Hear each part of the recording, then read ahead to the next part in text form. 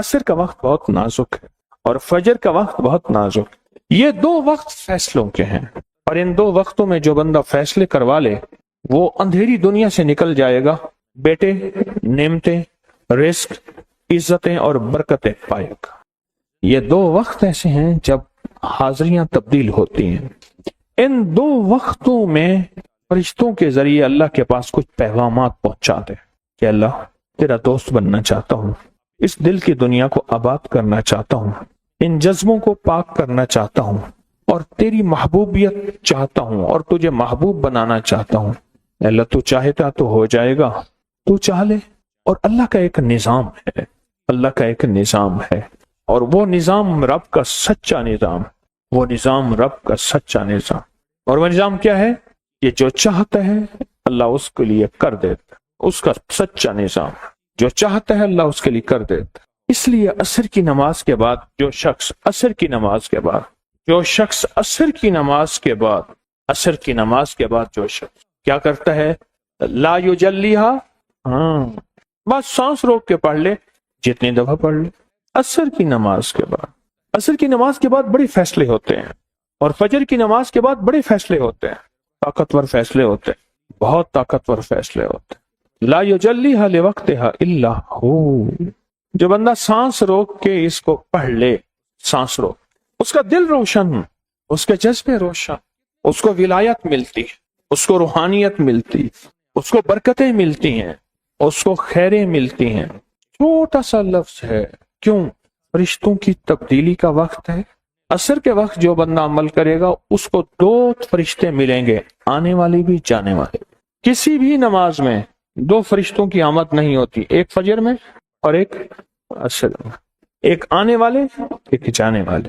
آنے والے کہیں گے یا اللہ یا لا یجلیہا لوقتہا الا ہو، پڑھ رہا تھا، اللہ پاک فرمائیں گے اس کا جذبہ کیا تھا؟ یا اللہ اس کا جذبہ تھا دل روشن ہو جائے، زندگی روشن ہو جائے، اندھیروں سے نکل جاؤں، دل کی دنیا آباد ہو جائے، من کی دنیا آباد ہو جائے، اور جذبوں کی دنیا آباد ہو جائے۔ یا اللہ یہ جذبہ تھا۔ اور ایک فجر کا وقت ہوتا ہے جس فجر کے وقت میں یہ دو چیزیں تبدیلیاں ہوتی ہیں۔ عصر کے وقت ایک اور بھی فیصلہ ہوتا ہے، وہ اولاد اور نسلوں کا فیصلہ ہوتا ہے۔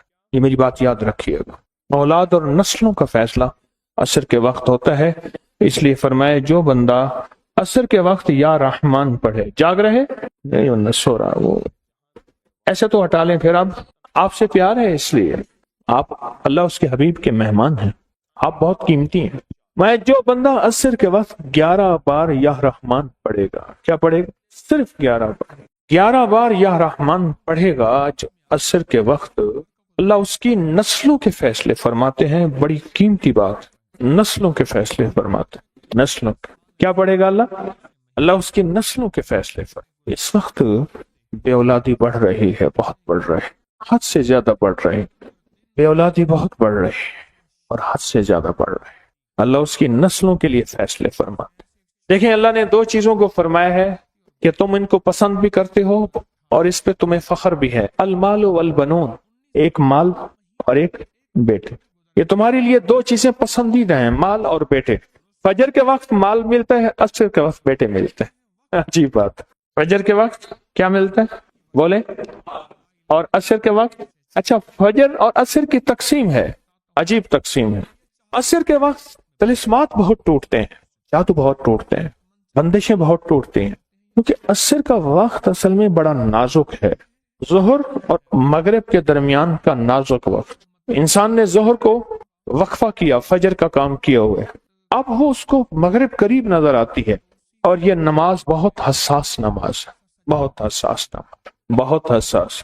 فجر کا جو بندہ فجر کو قیمتی بنا لے گا، اللہ اس کی نسلوں میں روزی نہیں چھینیں گے، اس کی نسلوں میں رزق نہیں چھینیں گے، اس کی نسلوں کے اندر اللہ روٹی نہیں چھینیں گے، اس کی نسلوں میں قرضے نہیں ہوں گے، اور اس کی نسلوں میں فقر نہیں ہوگا، اس کی نسلوں میں غربت نہیں ہوگی، اور اس کی نسلوں میں مفلسی نہیں ہوگی۔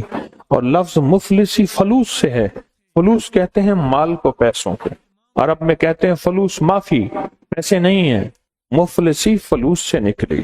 اللہ پاک اس کی نسلوں سے مفلسی نہیں دیں گے جو فجر کے وقت کو قیمتی بنا لے۔ تھوڑا سا وقت فجر کا، اور ہے نازک سا وقت، عصر کا وقت بھی بڑا نازک سا ہے، آیا اور گیا۔